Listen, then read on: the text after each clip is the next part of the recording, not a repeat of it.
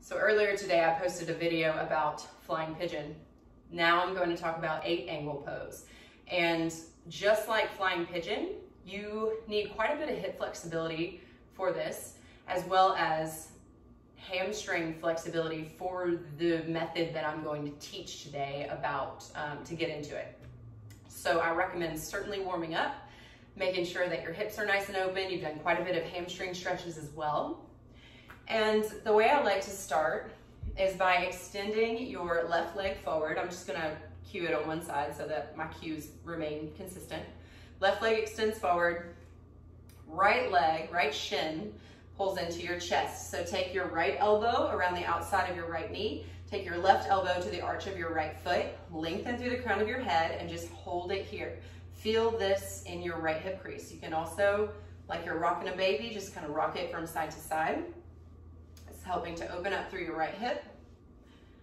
And then I like to teach compass pose to get prepped up for this. So what you'll do is you'll take your right hand to the Achilles, to the back of your right ankle, and take your right knee over your right shoulder. So I used my left hand to the arch of my right foot, as well as my hand on the back of the ankle to get the knee over my shoulder. From there, and you can even draw your left heel in, that might feel a little more comfortable. It's either way is fine. From here, left hand is gonna come to the pinky edge of your right foot. Right hand is going to plant onto the mat outside of your right hip. And then you'll start to kick your right foot up and rotate your gaze under your left tricep. Your left elbow is drawing up to the ceiling. Now this is compass pose, so if you ever wondered what compass looks like, there you go. And then to build the strength even further, that's more flexibility. This next one is strength. So again, I like to readjust, right hand underneath ankle, Achilles area. And I'll even kind of make it really exaggerated. Get my knee over my shoulder. Both of your hands come beside your hips. Your left leg will extend forward. From this space, press into your hands, lift your hips up. Curl your toes back and lift your left foot. This is called elephant pose. So the way that I get my left leg to lift is I'm pressing down through my right heel. I'm flexing, curling my toes back to my shin, and those movements are what lift my leg up from that space. So if you have all these, then your body is probably ready to try out this 8-angle pose. So I've talked a lot about the shelf.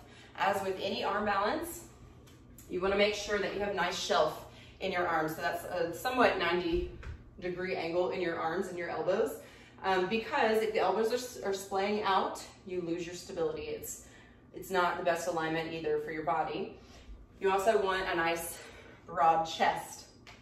And it is the goal that your shoulder, one shoulder specifically, is not dropping, but you try to keep them somewhat in line. Now you'll see as I move into this, that is not always very easy, and sometimes you don't even know you're doing it until you see it on a video that you're making tutorial for all of the world. So I'm gonna go ahead and call myself out because that's a tendency and I do it. So everybody does it. It's really normal, but it's good to try to maybe watch yourself in the mirror and practice doing otherwise.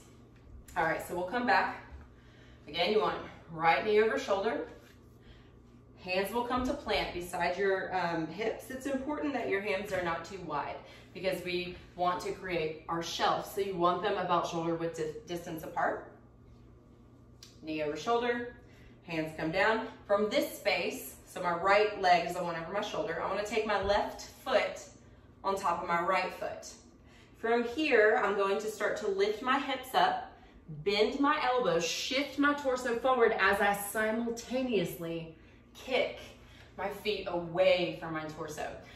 So a lot of these poses in yoga, the key to getting them is understanding what are the opposing actions happening that are allowing me to maintain the pose. So in this case, you are shifting your torso forward, forward, forward, elbows drawing in and back, while your feet are kicking away from one another. And the reason the bind is really helpful, like one foot on front of the other, is that you can squeeze them together and as a unit, kick them away.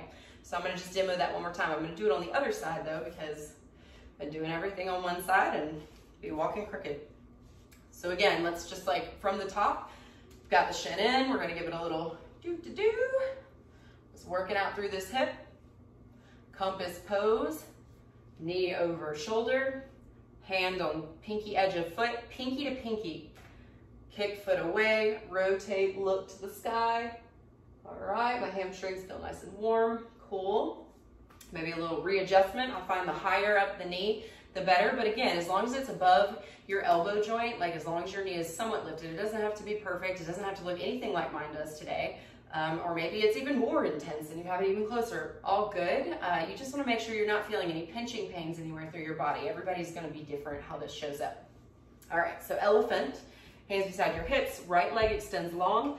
Press into your hands, lift your hips first. Press down through your left heel. Curl your right toes in, lift leg up. Okay, that is, woo, I feel it in my core there, and that's the goal. We want to do that. So from this space, right foot crosses on top of left. Elbows are going to start to squeeze in. You're going to first shift your weight forward, press into your hands, and then start to kick your feet away as you lean your torso forward. Gaze is forward, because if the gaze goes down too much, you're gonna fall over. So back of your body is lifting up, your hips are lifting up, feet are kicking away. Whew, man, these poses are tiring. I hope that that was helpful for you guys. That's called 8-angle pose. Again, party tricks, but don't do it when you're drunk. If you do, just know, loosey-goosey, you probably fall over, could hurt yourself. So, well, thank you for listening. I'll see you next time.